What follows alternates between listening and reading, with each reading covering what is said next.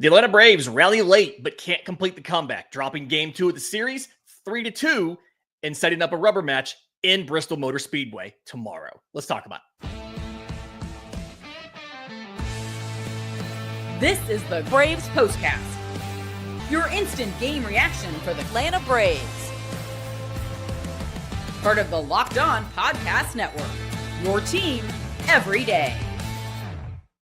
Yes, welcome on into the Braves Postcast, part of Locked On Sports Atlanta, where we cover your Atlanta sports teams each and every day. I'm your host, Lindsay Crosby, author of the Braves Today newsletter over at bravestoday.com. You can follow me on social media at Crosby Baseball. Thank you to everybody who's here watching on YouTube as we talk about Atlanta's 3-2 defeat to the Cincinnati Reds. Quick programming note, we would have a postcast tomorrow after the Bristol game, but it's not just going to be on Locked On Braves and Locked On Sports Atlanta. It's also going to be on Locked On MLB and Locked On Sports Today. So we have close to a national audience as we can get. So excited about that one tomorrow. But first, we got to talk about this loss because this was almost two different games, right? This was offensive futility for 2/3 of the game. Atlanta just can't really do anything. It's a pitcher's duel for 5 innings. The first run that is scored in the bottom of the 6th. And just frustrating offense, right? We get good pitching on both sides. We're going to talk about Bryce Elder in a few minutes because the results for Bryce Elder were good. I don't actually think the outing itself was that great from an inputs perspective. Things just worked out for him. We'll get to that in a few minutes. But I want to talk about the offense here because Atlanta has opportunities to score in this game. As happens a lot, they go 1 for 9 with runners in scoring position. But the 8th inning, I think, kind of demonstrates one of the major flaws with this Braves roster as currently constructed, right? Jake's talked about this a little bit. I've talked about this a little bit. But look at the way the 8th inning unfolds. Pinch hitter Sean Murphy comes in for Nick Allen because Nick Allen was, I believe he was 0 for 1 when they pinch hit for him. They went for him in the 6th yesterday. They were aggressive getting him out of there. Sean Murphy comes in, strikes out swinging, 3 pitches, all in the zone. He takes the first 2, and he swings through a middle fastball for strike 3. Jurickson Profar comes out there and walks, and the only time in this show that I will credit Jurickson Profar is right there. 9-pitch at-bat. He gets 5 pitches in the zone. He fouls all of them off. He takes 4 pitches away, gets the walk. So there you go. That is market. That's the one time I'm going to credit Profar in this the whole game here. Matt Olson comes out there and doubles. Good piece of hitting. He got a slurve down and away and just kind of pokes it opposite field. He still hits it hard. It's almost 100 miles an hour, but good piece of hitting there. Austin Riley comes up and he had a terrible day. Like Austin Riley he had an awful day. The first inning was terrible from all these guys, but Austin Riley goes 0 for 4 with 4 strikeouts. And I think the 8th inning there was a microcosm of Austin Riley's troubles since coming back from injury. He swings through an elevated fastball for strike 1. They give him that exact same pitch 2 more times. He misses, he fouls them both off. He can't seem to get around on it fast enough to do it. He takes the fastball up. You love that. He takes a slider in the dirt. And then he gets virtually the exact same pitch, but farther off of the plate. And he swings and misses on it.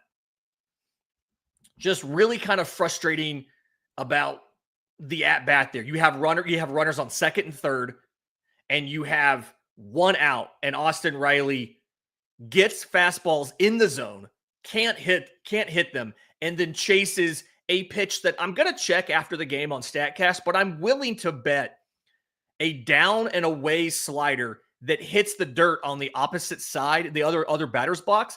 I'm willing to bet that pitch has never been hit for a base hit. Ever. Right? I'm going to check after the game. I'm willing to bet it's never happened. And then Drake Baldwin has a good it's first pitch. He gets the end zone fastball, and he laces it 105, but it's caught, 4 and out. There you go. Atlanta leaves runners on second and third and can't bring them in.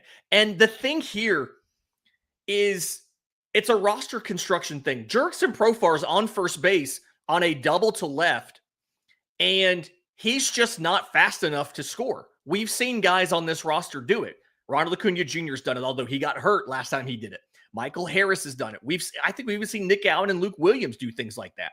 Jurickson Profar just doesn't have the speed to do it. Very kind of frustrating.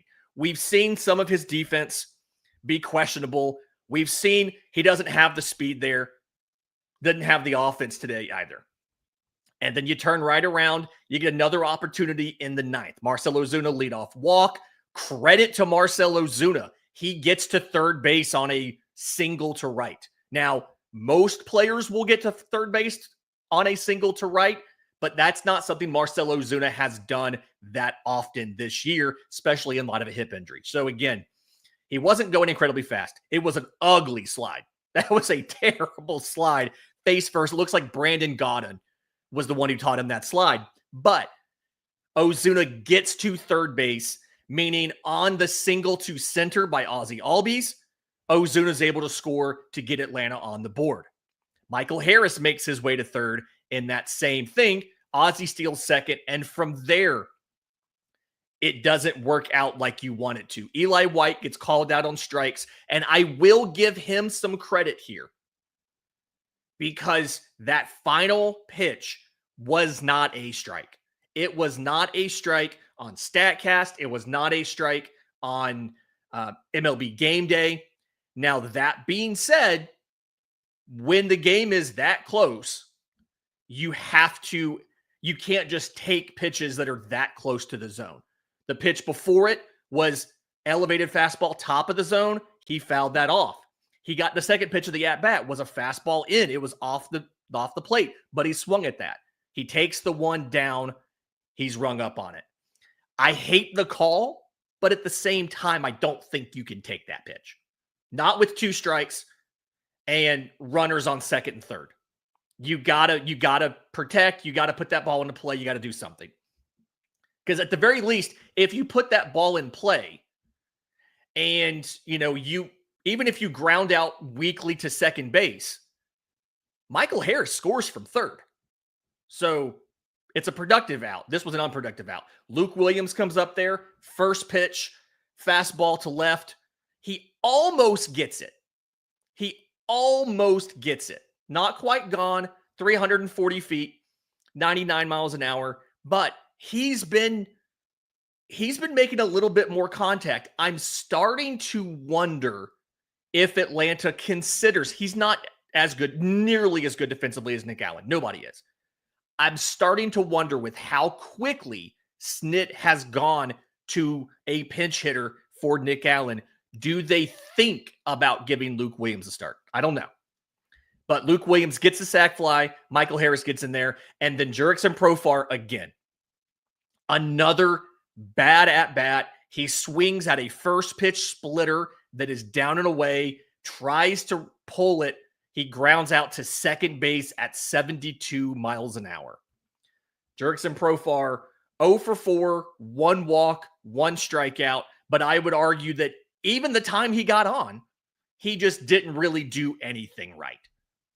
And I'm at the point where I'm really nervous about the fact that you look like Jurickson Profar is going to be a starter for this team next year. Because it feels like his defense has been bad since he came back. His offense hasn't been that great. And he hasn't been doing a lot while he's been leading off. Again, 0 for 4 today. He does draw a walk. He gets on once. But at the same time, he's not fast enough to score on plays that we've seen other leadoff hitters like Ronald Acuna Jr. or Eli White or Michael Harris score on. So frustrating how the final 2 innings went. And it's guys who are going to be here next year. It's Austin Riley. It's Jurickson Profar. Nick Allen did his job.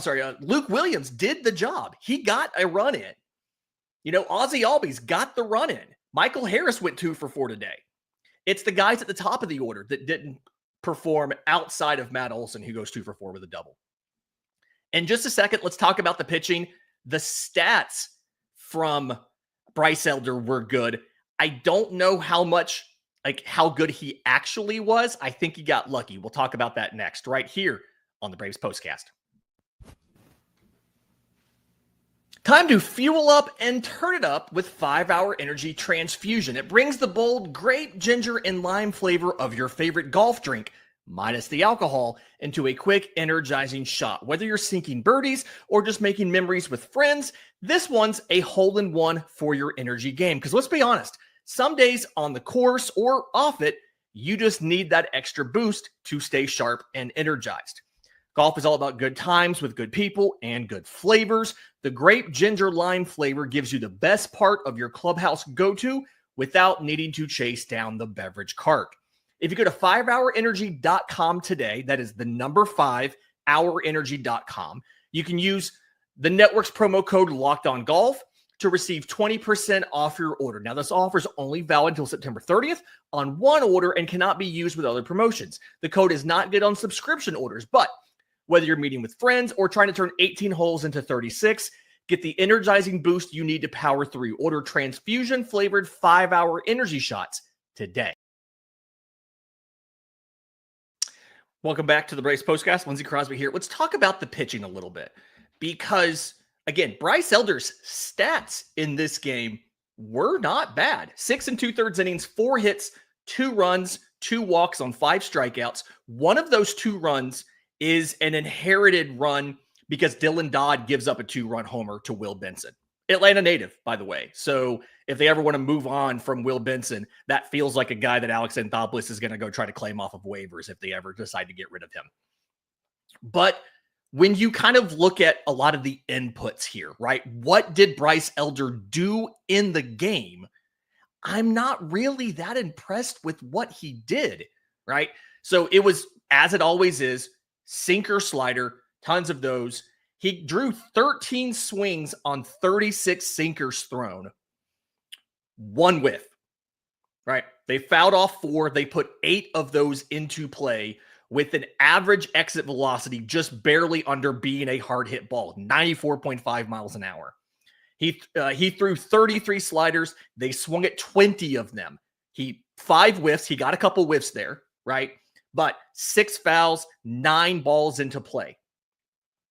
He got 3 whiffs on 4 swings on the changeup. The changeup was actually good for him today. Threw a couple 4-seamers as well.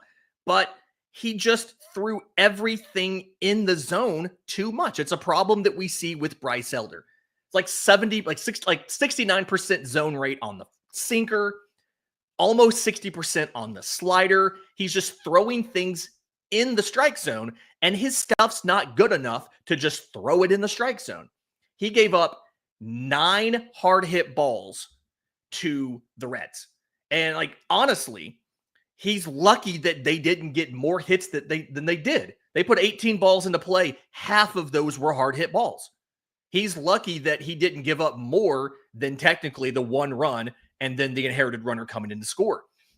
It was a better start from a results perspective because we've seen Bryce Elder get blown up so much recently, but it feels like that wasn't anything that was sustainable, right? That was absolutely a start that you could see go the wrong way against a better offense, or if you have a couple little bit of defensive miscues behind him, because there was some good defensive stuff too. Dylan Dodd, I do want to, on the Dylan Dodd homer, I thought Dylan Dodd's outing was fine. 1 of the 3rd innings, 3 strikeouts. On the 4 outs he recorded, 3 were strikeouts. The 1 hit was the home run from Will Benson. But when you look at that pitch, he's down 2-1. He opened with a cutter on the outer third and down. He threw a cutter and a slider off the zone. Benson wouldn't chase. And then he came back to that same location from the first strike with a cutter. It was a really good pitch. And Will Benson not only gets it opposite field at 102. It's a home run in maybe half of baseball. It is a home run in Truist Park. It wasn't just a cheap home run because of that ballpark, but it was a good pitch. Will Benson made a better swing on it. I do think Dylan Dodd, he's had a couple stumbles recently, but he's shown he's a decent reliever and somebody who you don't automatically need to replace next year. It's end of the day, the pitching, again, not the reason you lost this game. This is absolutely on the offense, and they got to be better tomorrow because you have a national game. This game is going to be on Fox. Again, even the Postcast. Locked On is going to carry the Postcast nationally. It's going to be on like 4 or 5 different Locked On channels on YouTube, including 2 of the national ones. Spencer Strider versus Chase Burns, 7:15 p.m. And again, you need the offense to be much better because this is not going to cut it. The first 7 innings were terrible. Yes, they rallied in the 8th. Yes, it was fun. They scored some runs. You don't have the Will Benson homer. They probably win this game, but you shouldn't have to say, hey, if the opposing team scores a second and third run, the game's over. So let's hope it's better tomorrow. Again, we will be back with another Postcast tomorrow. Good note. Thank you to Aaron in the chat. Both Spencer Strider and Chase Burns are from Tennessee. So these are local kids, both coming back to make starts in their home state, which is not really a thing a lot of major leaguers have the ability to do for right now until MLB puts an expansion team there in Nashville just to take away from Atlanta's market share, because that's how MLB would do things against the Braves. Do us a favor. If you're listening on audio, leave a 5-star review, Apple, Spotify, YouTube Music. If you're watching on YouTube, subscribe to both the Locked On Braves and Locked On Sports Atlanta. Hit the notification button, the notification bell, so you know when we go live to talk about tomorrow's game, when Jake comes back from vacation, has more content to drop, talking about the trade deadline and all of that stuff. Until next time, this has been the Braves Postcast.